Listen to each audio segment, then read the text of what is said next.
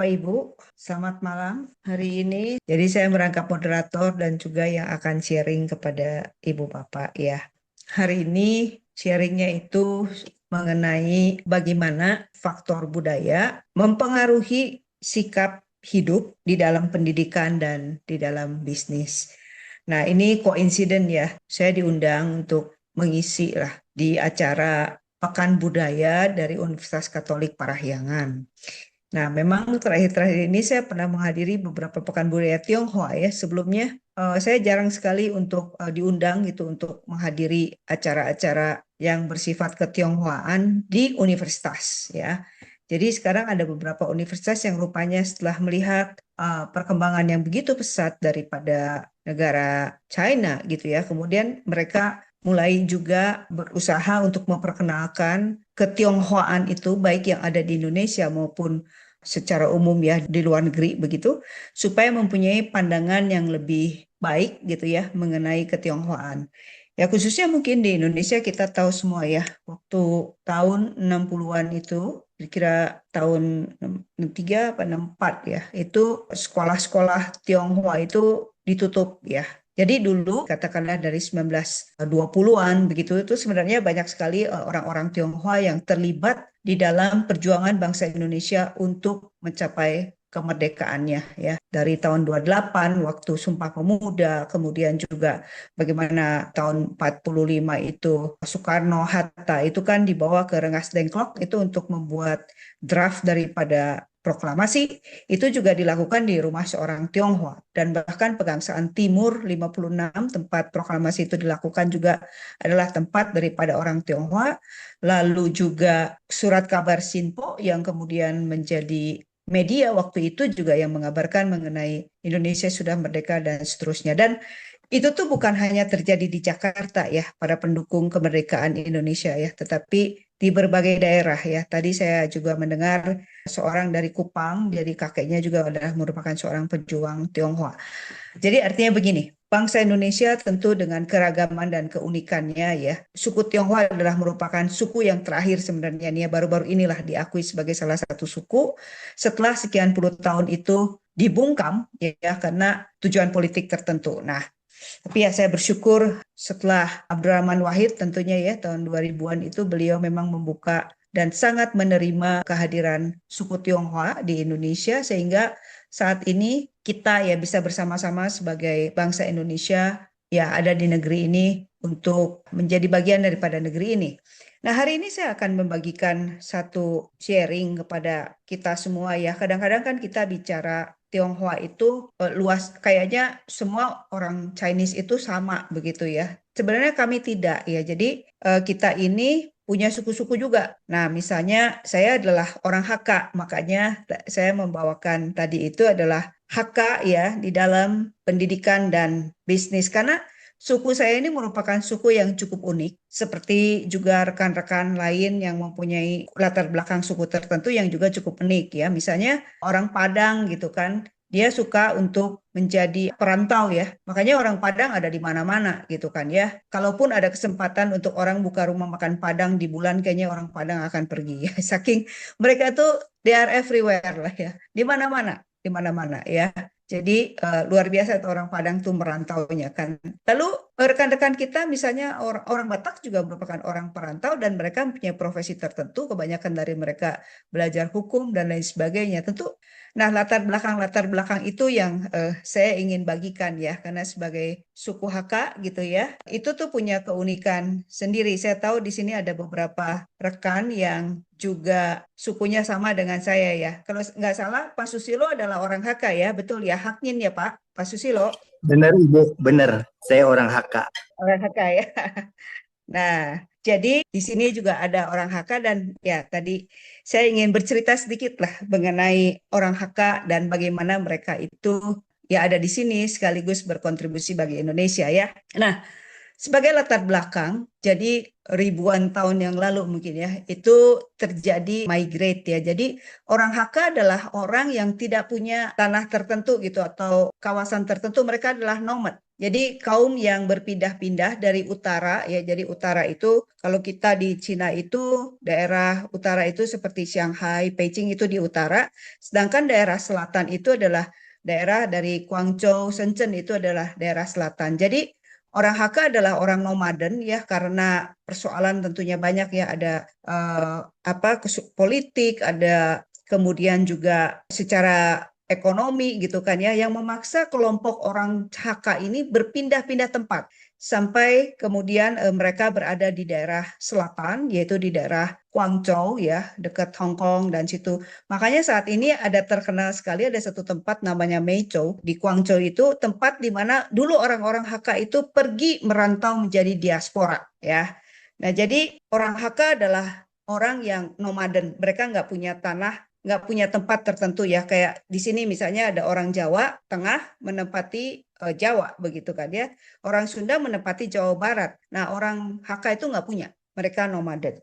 Nah, karena mereka itu adalah nomad ya, mereka nggak punya tanah, mereka juga tidak punya posisi politik dan sering dianggap beda dengan kelompok lokal setempat ya, karena mereka kan pindah-pindah pasti udah ada orang setempatnya di situ. Nah, itu tuh kita tuh suka dianggap beda. Makanya orang Hakka itu ada kita menyebutnya dengan kejia ya, ke gitu ya, orang ke itu sangat menekankan kepada pendidikan. Karena dengan pendidikan itu diharapkan itu tuh bisa menjadi peluang bagi mereka itu untuk bisa mobile secara sosial ya. Jadi kalau kita nggak bisa bersaing gitu dengan tanah atau kekayaan gitu atau kekuasaan, mereka harus bersaing lewat pengetahuan ya. Makanya tidak heran di zaman yang dulu-dulu begitu ya, laki-laki Hakka terutama itu sangat didukung untuk menjadi sarjana-sarjana. Itu sampai istri-istri misalnya ya, itu keluarga-keluarga itu bekerja keras untuk bisa menjadikan anaknya itu sekolah tinggi ya. Jadi ya karena kita ini adalah keluarga pendatang, maka Chowi atau pendidikan itu menjadi sangat penting karena itu menjadi jalan keluar atau Chulu ya. Chu itu keluar, Lu itu adalah jalan.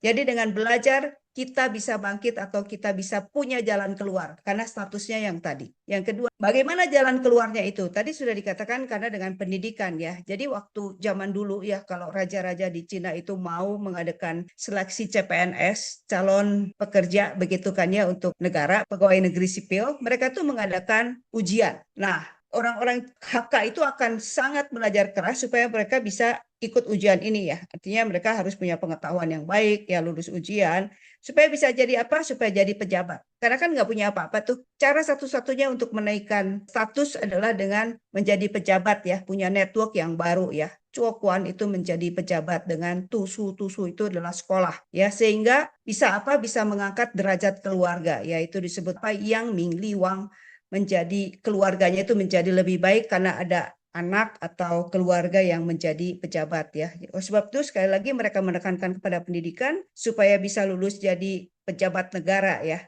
Itu ratusan tahun yang lalu ya. Berkaitan tadi dengan orang Hakka yang sering sekali pindah tempat ya, itu juga membentuk satu karakter. Nah, ini juga yang saya rasa menjadi sangat penting ya bagi kita ketika kita mempelajari. Ini memang studinya empiris ya.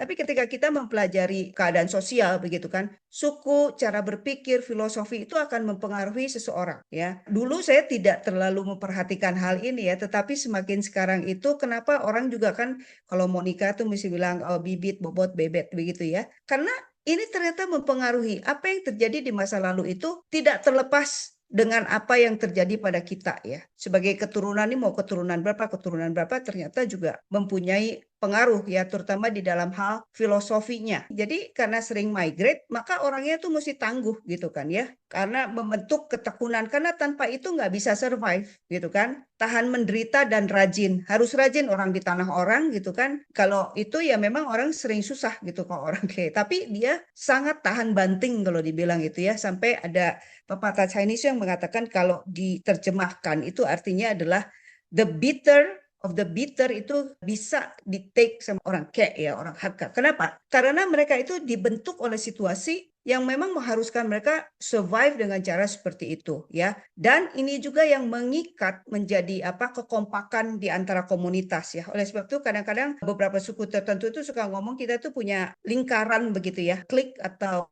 community yang kuat begitu ya. Dan komunitas ini yang sebenarnya saling mendukung begitu kan, karena sama-sama menderita, sama-sama pengen maju, makanya komunitas K itu cukup kuat ya di kota-kota di Indonesia ya. Itu banyak sekali perkumpulan-perkumpulan klan, itu tuh orang Hakka. Ya, di Jakarta ada, di sini ada, di Bandung ada, sampai ke Sulawesi segala saya sudah cek ya, begitu banyak.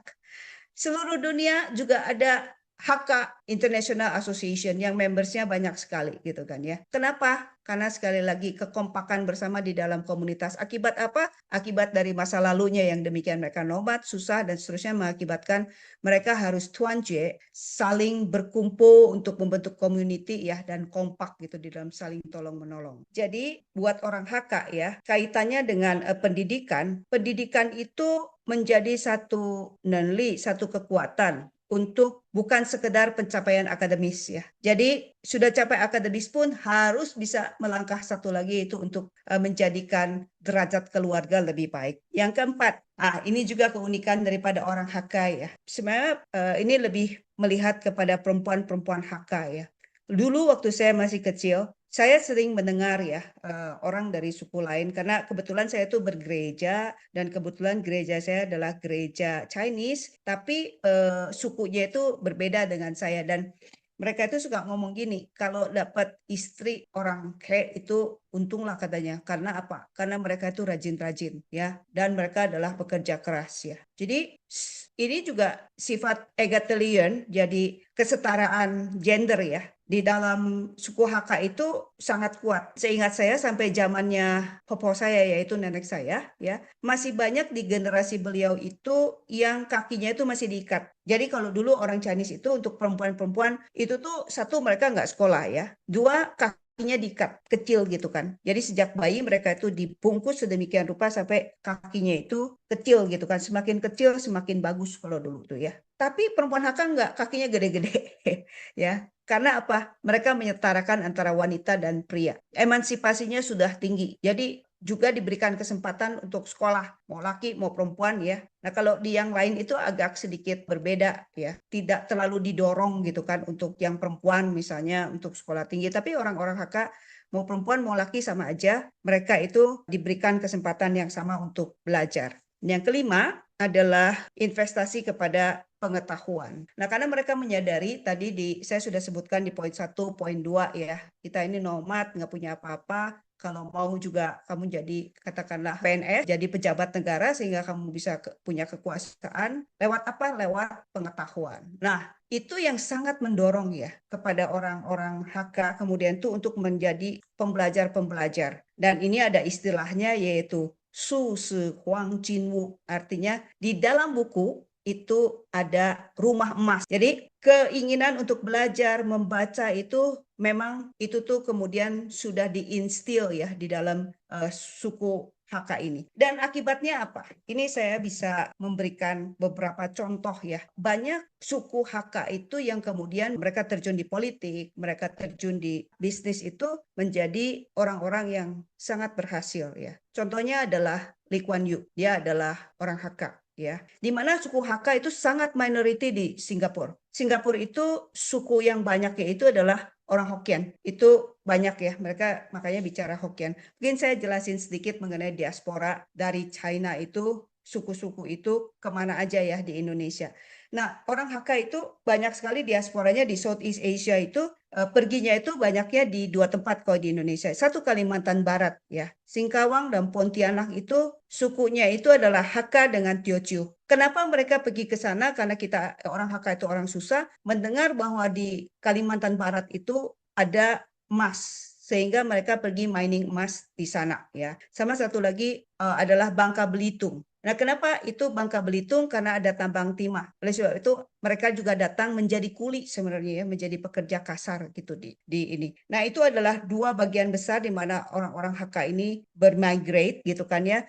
Dan juga kalau di Malaysia, kebanyakan kan juga sama Hokkien sama Konghu ya, Malaysia, yang sebelah dekat Singapurnya. Tetapi kalau Malaysia yang di Borneo, di Kalimantan itu sama juga banyak orang Hakka. Jadi kalau pergi ke Kuching, Kota Kinabalu begitu ya itu kebanyakan orang Hakka. Ya karena migrate-nya ke Kalimantan Barat mendengar ada emas. Kemudian di Bangka Belitung ya, Medan ada sedikit orang Hakka, yang di Pulau Jawa agak minor karena kebanyakan orang Hokkien gitu ya. Nah, itu sedikit gambaran mengenai migrate-nya orang Hakka ke Indonesia. Nah, kembali ke tadi, beberapa orang menjadi sangat luar biasa gitu kan ya. Ya termasuk Singapura ya. Singapura, Lee Kuan Yew adalah seorang Hakka. Kemudian ada seorang yang namanya Tan Kaki. Tan Kaki adalah seorang pebisnis besar ya, orang kaya gitu kan, tapi dia juga merupakan seorang filantropis yang kemudian mendirikan sekolah Hoa Chung Institution ya. Sampai sekarang ada itu sekolahnya, sekolah top di Singapura. Sama orang Hakka, dia punya bisnis mendirikan sekolah gitu kan ya. Lalu Thaksin Shinawatra ya, seorang politikus dari Thailand juga adalah seorang Hakka. Lalu Lee Ka-sing, orang terkaya mungkin saat ini nomor 30-an lah di dunia ya, bukan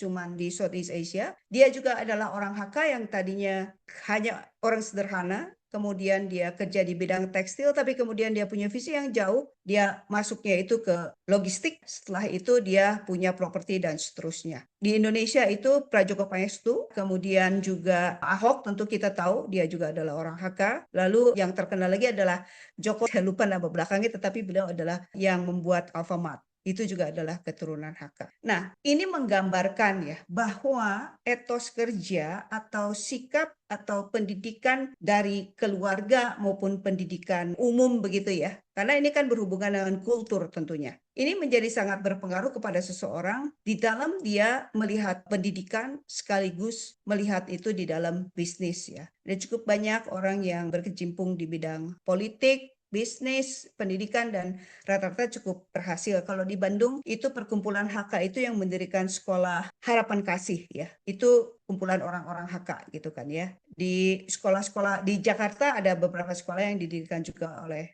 orang Hakka. Jadi sekali lagi bahwa gambaran satu suku, bagaimana latar belakangnya, lalu filosofi mereka itu akan tercermin juga nanti di dalam mereka bekerja, di dalam mereka melakukan pendidikan. Selanjutnya, bagaimana kita mau mengaplikasikan ini di sekolah. Nah, di dalam hal ini sebenarnya saya berbicara lebih kepada mereka yang harus lead sekolah.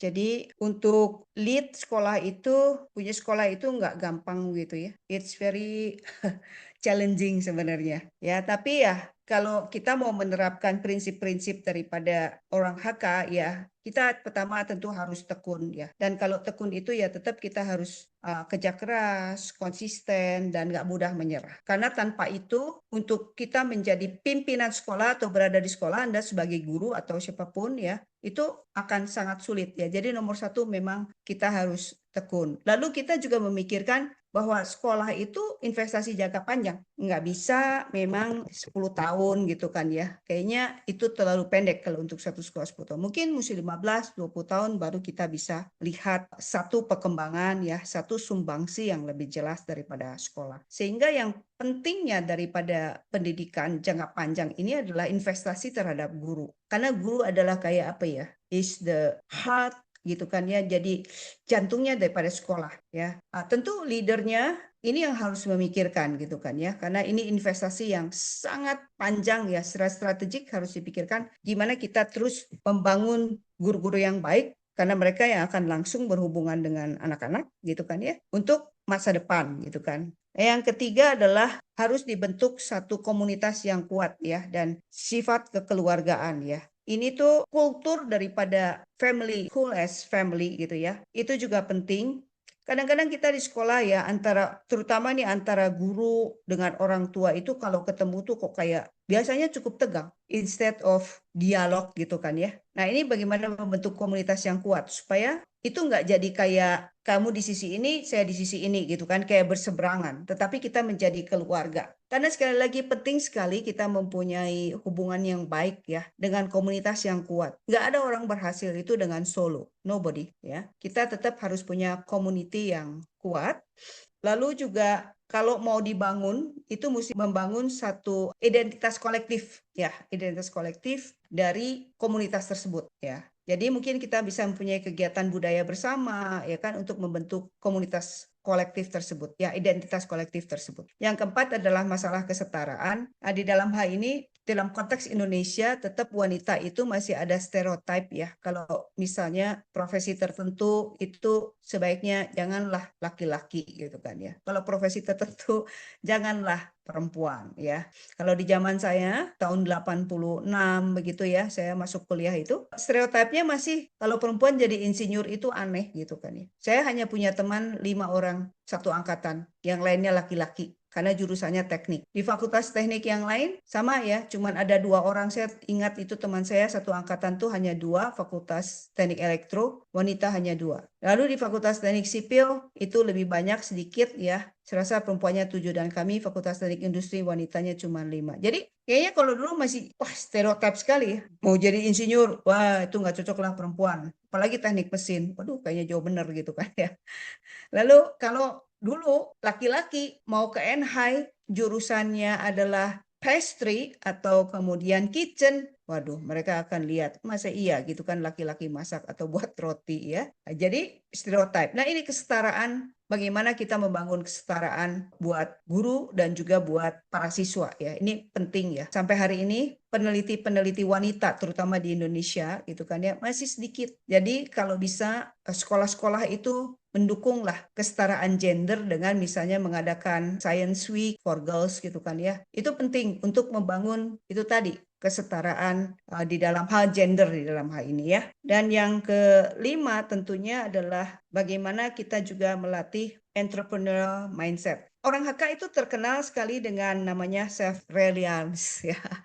Jadi bagaimana kita bisa menghidupi diri sendiri gitu ya. Nah, jadi ini bisa diimplementasi, misalnya kita melatih anak-anak ya atau melatih guru-guru juga dengan more problem solving dan mungkin kita bisa buat anak-anak untuk melakukan action project gitu kan ya dan program entrepreneur di sekolah, mereka bisa kelola kantin sendiri gitu kan ya atau jualan barang-barang gitu kan. Ini bisa dilakukan untuk memupuk sikap entrepreneur di sekolah. Lalu bagaimana sekarang aplikasinya dari tadi ya budaya tadi itu di bisnis? Kepemimpinan yang tangguh ya ini memang pemimpin HK itu sangat terkenal ya tahan banting gitu kan. Dan saya mengutip juga ini Maxwell yang seringkali mengatakan the rise and the fall of the company or organization itu depends on leadership. Jadi kalau di dalam bisnis kepemimpinan itu siapa yang memimpin itu yang akan menentukan bangkit atau runtuhnya satu perusahaan. Jadi sentral sekali ya kepemimpinan itu. Jadi ini kita harus lihat kalau mau mimpin ini yang harus kita milikin ya misalnya punya rencana jangka pendek, jangka panjang, kemudian juga mungkin harus memimpin dengan membuat KPI yang bisa base-nya adaptif gitu kan ya. Kemudian mempersiapkan orang dengan crisis management saat ini ya. Kita perlu itu gitu kan kepemimpinan yang tangguh itu mesti ada kira-kira beberapa kriteria yang tadi saya sebutkan. Yang kedua adalah kita juga percaya bahwa manusia itu adalah aset yang utama. Jadi program pelatihan, program training itu perlu dilakukan dari staf yang paling bawah sampai staf yang paling atas. Kemudian juga bisa kita pikirkan mungkin untuk internal promotion first policy. Jadi misalnya ada kedudukan tertentu ya, kosong misalnya manajer ya. Mungkin kita mesti lihat ini supervisornya udah baik belum gitu kan ya. Kalau misalnya baik bisa kita promote instead of kita cari orang di luar untuk apply jadi manager. Itu adalah bagaimana juga orang HK biasanya mengatur perusahaannya ya.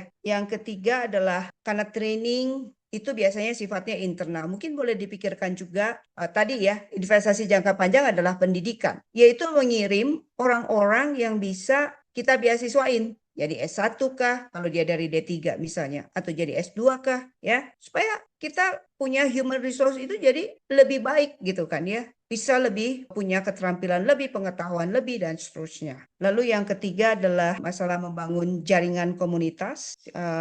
Ini penting sekali ya. Ini saya pelajarin mengenai sedikit aja bagaimana komunitas itu kemudian bisa menjadi berkembang sedemikian gitu kan ya. Kalau di Singapura, pawn shop atau kedai gadai ya, tempat orang gadai itu dulu tahun 50-an sebelum Singapura merdeka itu orang HK itu hanya pegang sekitar 5% dari seluruh bisnis ya. Tetapi tahun 2023, karena mereka kan kompak tuh ya. Jadi punya bisnisnya sama-sama tuh ya. Bisnisnya tuh itu gitu kan. Lalu saat ini sudah 87%. Artinya kalau kita jalan di pawn shop in Singapore, itu bisa dari 10 mungkin kalau kita jalan, maka 8 adalah milik orang keturunan Hakka. Kenapa? Karena jaringan, karena network kompak ya. Walaupun dalam hal ini ya close circle jadinya ya, orang-orangnya itu, tapi mereka saling membangun. Tapi ya bisa dipahami ya, karena itu tadi ada latar belakang yang melatar belakangi mereka, kenapa mereka bersikap demikian, ada masa lalu yang mereka terima sehingga kekompakan di komunitas itu begitu erat di antara mereka sendiri ya. Jadi cuma percaya mungkin sesama suku ya.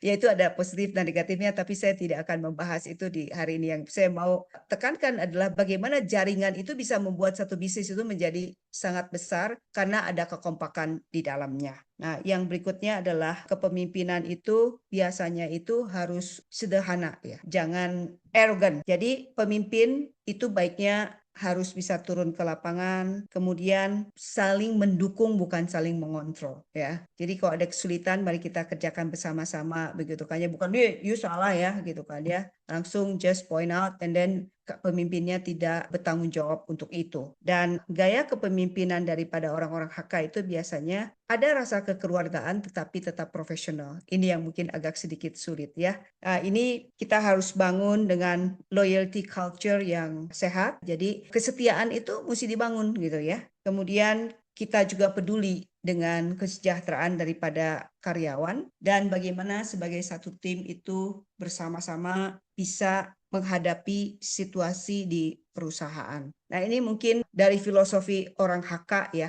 yang bisa diterapkan di dalam sekolah maupun di bisnis. Ya, itu sharing saya Ibu Bapak ya, mungkin ada yang ingin discuss ya.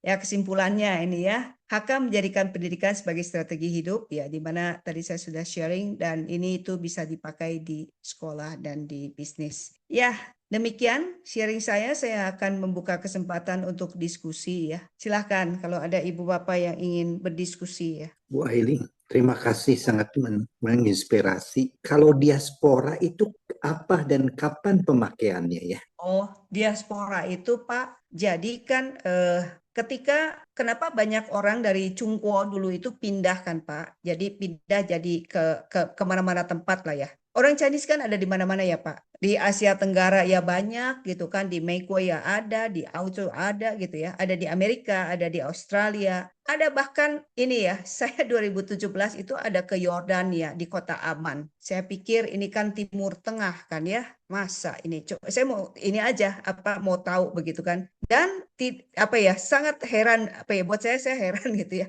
Ternyata di Timur Tengah juga saya ketemu orang Chinese Pak, jualan restoran masakan Chinese. Nah, kenapa diaspora ya? Jadi di China itu keadaan itu juga nggak selalu terus baik-baik gitu ya. Abad 17, abad 18 sudah banyak orang yang ingin mencari penghidupan yang lebih baik. Oleh sebab itu mereka pergi meninggalkan tanah air di Cungpo sana ya di China sana untuk mencari penghidupan yang lebih baik.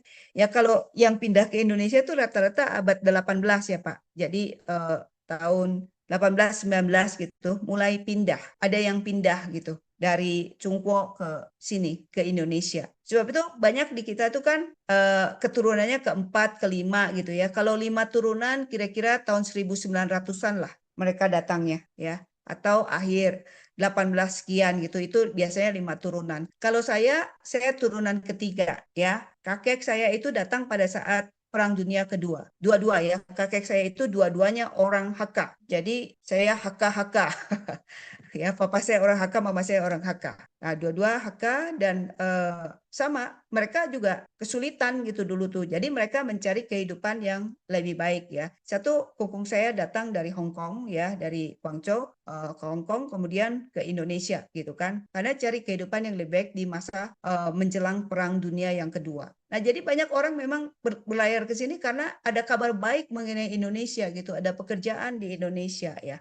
Seperti tadi saya bilang, orang datang ke Kalimantan Barat. Kenapa? Karena ada kabar baik bahwa di sana ada gunung emas. ya, atau mereka yang kemudian berlayar ke Filipina, yaitu ke kota Luzon. Jadi dulu tuh orang terkenalnya itu Luzon, Kalimantan Barat ya, kalau untuk orang Hakka. Lalu Bangka Belitung gitu Pak. Nah, yang lain-lain, yang suku lain seperti Teochew nggak terlalu banyak ya. Tapi Teochew juga ada di Kalimantan Barat. Tapi orang-orang Hokkien itu karena kan mereka pedagang ya. Makanya banyak di Pulau Jawa. Orang yang di Semarang, itu semua rata-rata orang Hokkien. Nah, begitu Pak, Hokkien Lang. Jadi diaspora kenapa? Karena mau mencari penghidupan yang lebih baik, Pak. Jadi ya itu tadi lah. Di Cina juga kan banyak masalah dengan apa namanya keadaan politik dan lain sebagainya. Ini jadi diaspora ya. Jadi diaspora itu transmigrasi atau gimana artinya? Ya, ya Pak. Jadinya itu diaspora itu adalah perantau. Jadi perantau. Jadi pergi dari tempat asal menuju tempat atau negeri yang lain. Saya ini adalah Chinese diaspora ya. Jadi orang keturunan Cina yang ada di Indonesia gitu kan. Nah, gitu Pak. Bu, Sampai sekarang masih ada ya kan ya diaspora. Orang-orang yang merantau pergi meninggalkan tanah airnya Pak. Bu Ai, Iya Pak, Pak Tony. ya tadi Bu Ai kan mengungkapkan tentang positif, tapi belum mengungkapkan tentang hal negatif, tentang suku Hakka. Tapi saya nggak akan bertanya itu tadi karena memang katanya itu. Tapi bagaimana kalau terjadi pencampuran karena pernikahan antara dengan suku-suku yang lain?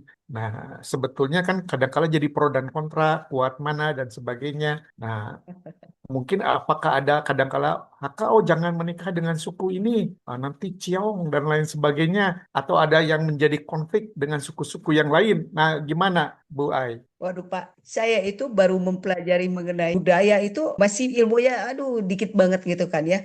Yang setahu saya memang ada, tapi kalau udah di Indonesia kayaknya nggak sekuat itulah ya. Artinya saat ini ya di dalam modernitas yang saya lihat sih udah nggak ditanyain lagi lah kamu suku apa ya. Tapi waktu saya masih kecil gitu, akhir tahun 70-an itu masih dilihat karena saya masih mendengar om-om dan tante-tante saya gitu kan. Ketika mereka itu mau menikah itu ditanya gitu kan, ini calon suami atau calon istrinya itu dari suku mana gitu kan. Ada preferensi dari kungkung saya ya walaupun dia sangat modern gitu dan toleran terhadap agama ya tapi dia di dalam hal itu dia menanyakan juga sih sukunya apa gitu kan.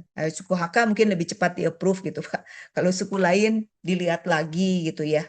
Mohon maaf, memang ada persepsi tertentu terhadap kelompok suku tertentu ya Pak. Ini subjektif dari suku Hakka ini yang saya dengar ya. Belum tentu artinya bukan sesuatu yang pasti begitu gitu kan ya. Ada suku tertentu itu kalau buat orang Hakka itu mereka itu orang-orang yang cukup kasar gitu kan. Tapi sekali lagi kalau dilihat dari sejarahnya ya kita juga nggak wonder lah ya mereka kenapa mereka itu kasar gitu kan ya atau tone tinggi dan seterusnya gitu kan. Karena latar belakang kehidupan mereka juga sama. Ya ada latar belakangnya kenapa mereka berperilaku demikian. Kalau sekarang saya pikir lagi, oh iya karena latar belakang suku ini adalah seperti ini gitu kan. Ada suku tertentu ya Pak yang memang saya agak apa ya khawatir kalau menyinggung nama suku tertentu. Tapi suku-suku ini memang mereka itu berlayar gitu Pak. Ya jadi kalau memang suka berlayar tidak heran kan mereka itu tone-nya menjadi keras gitu kan. Karena harus ngomong mungkin di perahu gitu ya. Jadi kebiasaan gitu kan. Jadi hidup di dalam lingkungan yang demikian terbawa. Nah, buat orang Hakka yang bukan mereka itu bukan pelaut gitu kan ya, mendengar yang seperti itu kok jadinya seperti kasar. Kalau saya coba logikakan sekarang, tapi kalau dulu yang saya dengar itu ya gitu, oh ada stereotip terhadap suku-suku tertentu. Nah, tapi kalau sekarang kita di Indonesia mungkin sudah generasi ketiga, dan generasi keempat, pemahaman kita juga mengenai budaya budaya kita sendiri juga udah luntur kayaknya Pak, ya kan? Tapi menurut saya belajar filosofi itu penting ya, supaya kita tahu kita punya root, oh begini gitu kan ya. Kenapa ada perilaku tertentu? Karena ada latar belakang tertentu. Dan sehingga ketika kita memahami, oh ya benar kayak gitu. Kenapa gitu kan. Jadi tidak menimbulkan syak gitu kan, tidak menimbulkan prasangka karena kita ngerti, oh sebenarnya latar belakang suku ini tuh begitu gitu. Demikian Pak. Ya banyak orang yang bilang ya, ini kalau negatifnya dari suku saya gitu kan, a bit heartless katanya ya. Jadi apa ya, tidak suka memakai perasaan menurut suku tertentu gitu ya. Tapi sebenarnya karena itu tadi mungkin karena klik di antara orang-orang Hakka itu cukup kuat, sehingga mereka nolongin orang HK dulu, baru mungkin keluar. Nah, buat orang lain, kenapa kamu nggak nolongin ya sesama manusia gitu ya. Tapi mungkin ngelihat latar belakang, oh dia suku apa gitu. Tapi kalau sekarang saya rasa itu sih Pak udah nggak terlalu berperan kayaknya ya. Ya, Nggak inilah. kalau sekarang udah sedikit berkurang, tapi Iya mungkin masih betul. ada orang-orang yang orang tuanya masih kuat dan diturunkan orang HK ini, oh harus begini, cara mengelola, cara membagi warisan dan lain sebagainya. Jadi ketika konseling pranikah itu seringkali yang memang perlu ditanya apakah budaya HK-nya masih kuat atau dengan suku yang lainnya juga masih kuat seperti apa, karena bisa terjadi konflik karena beda pandangan yang jauh begitu ya Bu Aya. Ya, betul Pak, betul. Jadi ya memang, ya kalau mungkin sampai tingkatan yang kedua, karena generasi ibu saya sebenarnya bagi mereka yang kuat ya, artinya yang punya pemikiran yang masih sangat Chinese, itu ya juga masih cukup banyak lah Pak ya, karena mungkin mereka pergi ke China gitu kan untuk belajar ya. Jadi kalau waktu zaman-zaman ibu saya adalah di masa di mana mereka itu pulang ke China ya, ada yang belajar ke sana, mungkin ada yang kemudian balik lagi ke sini, filosofinya jadi nempel Pak ya. Dan mereka adalah generasi yang juga mengalami identitasnya itu dihilangkan begitu kan oleh Soeharto. Nah, jadi memang ada kompleksitas di dalam hal ini menurut saya secara sosio dan psikologi gitu kan untuk di Indonesia gitu ya. Ya seperti itu, ada yang sangat berpegang akhirnya kepada budaya gitu ya dan ajaran daripada orang tuanya, karena sekali lagi ini tuh ada etika Konfusianisme yang masuk juga di dalam pemikiran orang HK ya, atau ya secara umum Chinese lah. Apa itu gitu kan ya? Yang ada hubungan etika dengan hubungan hierarkis ya. Jadi antara atasan dengan bawahan. Itu biasanya kalau orang-orang Chinese yang kerja itu sama bos itu nurut banget kan Pak. Lalu yang kedua adalah ayah dengan anak. Itu juga kalau papa ngomong A ya A, nggak bisa B gitu kan. Ini kalau udah masuk di dalam otak ya, 5 cara ngatur hubungan menurut saya memang menjadi sangat, dan biasanya kalau orang-orang Chinese yang udah masuk meresap gitu ya, ini very kuat gitu. Dan yang ketiga adalah hubungan suami dan istri ya. Kemudian adalah kakak adik, lalu teman dan sahabat. Ini tuh 5 disebut dengan ulun, 5 kerangka praktis di dalam hubungan. Nah, kalau yang tadi Bapak sebutkan, mungkin maksudnya adalah yaitu tadi orang-orang yang taat sekali sama orang tuanya gitu ya. Itu akan nurut banget. Sampai ya Pak, ini kejadian benar. Kalau kata orang tuanya itu misalnya ini orang suami istri ya, suruh ceraikan itu istri sama anaknya bisa dilakukan itu. Itu yang terjadi ya di apa keluarga-keluarga Chinese totok gitu ya.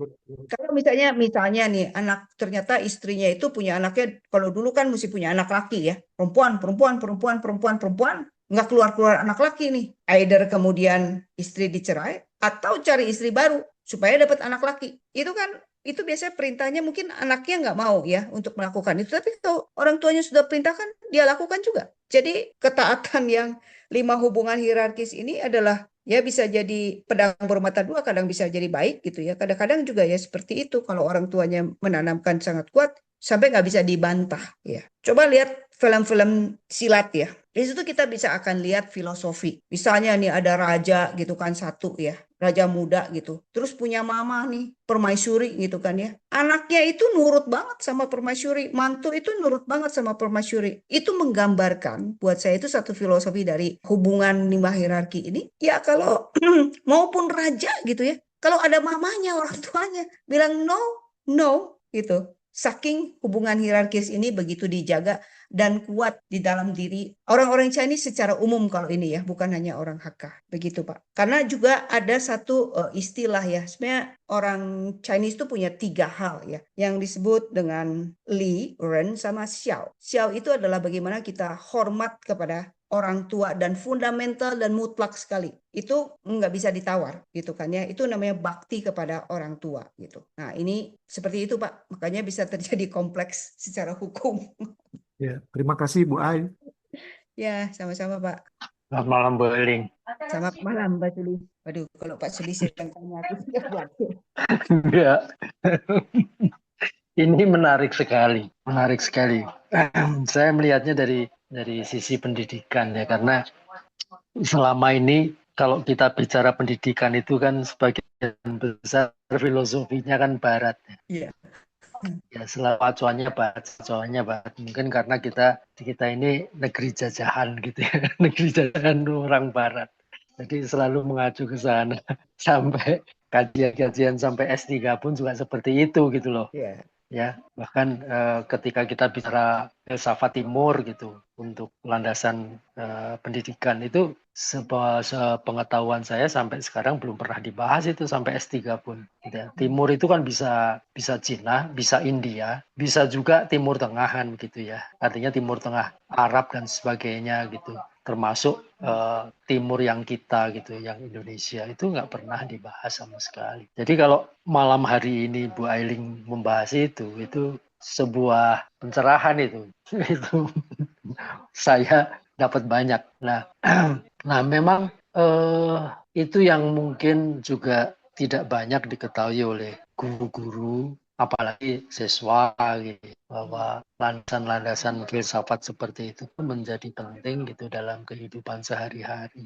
Ya, sekarang kan filsafatnya filsafat campur-campur gitu ya, nggak cukup jelas gitu. Hanya memang kalau itu artinya bisa diterapkan di sekolah, itu saya pikir bukan sesuatu yang buruk, bahkan sesuatu yang bagus gitu ya. Misalnya saat tadi Bu Ailing menyebut bahwa di pendidikan itu bisa diterapkan juga entrepreneurial gitu kan, kewirausahaan gitu. Selama ini kan justru sekolah-sekolah kita itu menjauhkan dari itu. Ya belajar aja gitu ya. Kalau mau dagang nggak usah sekolah, kalau mau sekolah nggak usah dagang gitu loh. Sesuatu yang seakan-akan itu bertolak belakang gitu ya. Jadi malam ini justru saya mendapatkan pencerahan, mestinya itu bisa jadi satu kan gitu, bukan sesuatu yang terpisahkan. Ya saya juga pernah menyampaikan ke teman-teman saya, ketika kita memberi pembekalan atau memberi pembekalan yang cukup kuat untuk mahasiswa itu kewirausahaan, tidak hanya teoritik saja tetapi juga prakteknya, maka dia akan lebih mudah jadi karyawan. Karyawan itu kan kalau karyawan disebutnya intrapreneurial ya, intrapreneur gitu kan ya, bukan entrepreneur gitu. Nah, itu akan lebih mudah.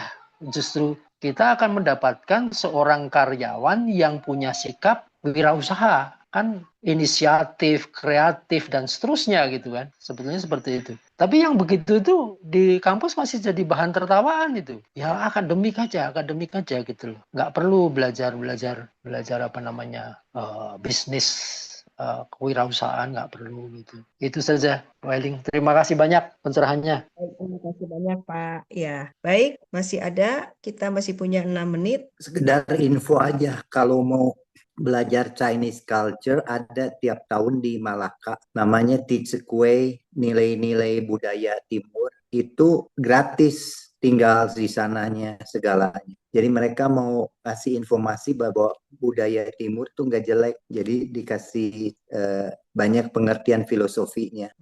Jadi selain yang tadi bilang entrepreneurship itu nggak jelek, tapi mereka bilang jalannya harus lurus, harus benar. Nah itu yang di kita itu banyak penipuan, Bu. Sekarang itu aduh kemarinnya juga saya hampir ketipu, dapat BCA, dapat apa poin-poin, ternyata bohong. Nah jadi entrepreneurship di kita juga ada dua sisi, lebih jago nipunya daripada itunya. Nah itu jadi di Malaka itu diajarin bahwa entrepreneur ya nggak seharusnya entrepreneurship kalau jalannya nggak benar gitu. Ya. Itu terbuka untuk umum, Kak, Pak? Atau hanya bagi siswa, Pak Susilo? Terbuka untuk umum, Bu. Makanya itu yang ikutnya itu kadang-kadang kemarin ini ada yang 75 tahun, ada yang dari Swedia, dari apa. Dan justru orang bule mau belajar dari budaya timur, tapi orang timur kita mau belajar budaya barat jadinya. Jadi terbalik. Saya juga bingung kadang-kadang. Itu bule-bulenya sengaja gitu datang untuk belajar. Itu tempatnya sangat luas, Bu. Kayaknya didukung oleh konglomerat itu yang merindukan budaya timurnya supaya nggak hilang gitu. Anak sekolah juga bisa. Cuma bayar tiket ke sananya sendiri. Di sananya ada ya pelajaran hidup sehat kayak tai chi, dan makan nggak boleh. Ya nggak boleh sih, nggak makan daging lah. Oh, vegetarian ya? Iya. Jadi di sana itu benar-benar diajarkan ya seperti bukan karena patuh, Bu, tapi kita itu ada tata kramanya katanya. Ya, Bukan karena di kita kan kadang-kadang anak sekarang lebih galak daripada orang tua.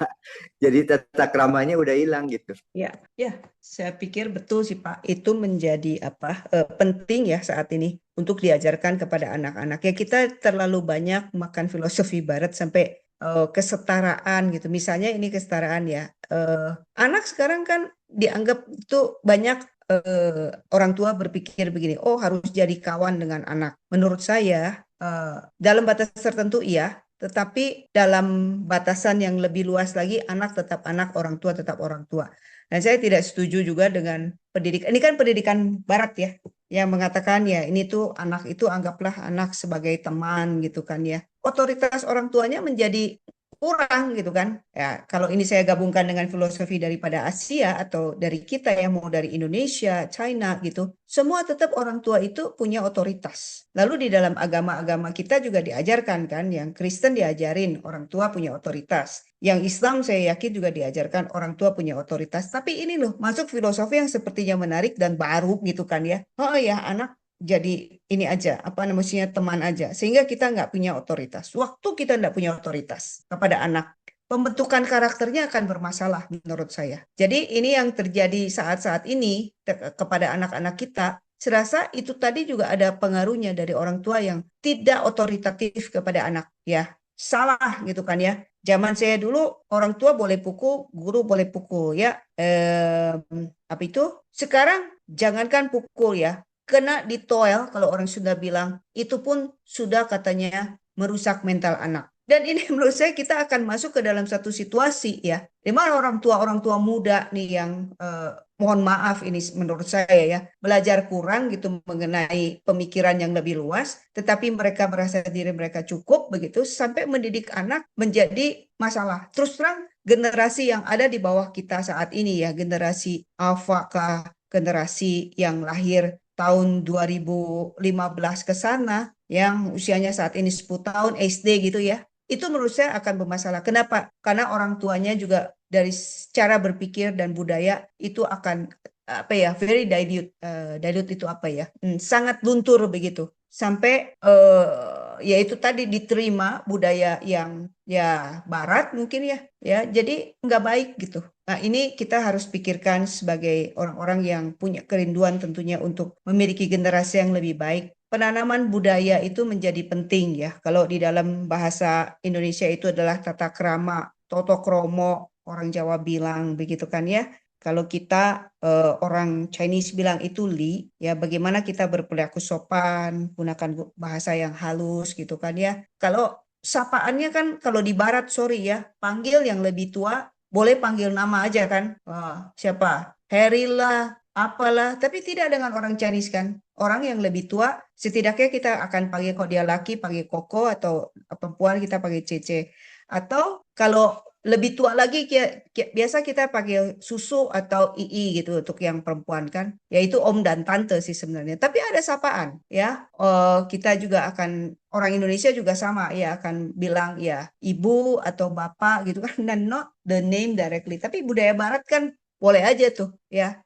Ya itu hanya dari segi yang kecil saja, bagaimana kita address somebody gitu kan, yang memanggil seseorang gitu kan. Nah ini menurut saya ini PR kita bersama lagi, bagaimana mengenai tata krama, mengenai kebudayaan itu akan mempengaruhi, jangan dianggap terlalu ini nggak penting ya. Itu akan mempengaruhi cara berpikir dan cara memperlakukan manusia yang lainnya, dan itu akan mempengaruhi generasi. Itu yang menjadi concern sebenarnya pada apa yang saya bagikan ya. Jadi kultur, ada karakter, setelah itu karakter itu akan timbul di dalam bagaimana kita bekerja dan mendidik, dan akhirnya itu bagaimana generasi produknya akan kayak apa. Nah begitu sharing saya Ibu Bapak. Terima kasih udah bersama-sama selama 1 jam. Baik, selamat malam ya, selamat terakhir pekan ya, dan tetap bergembira. Oke.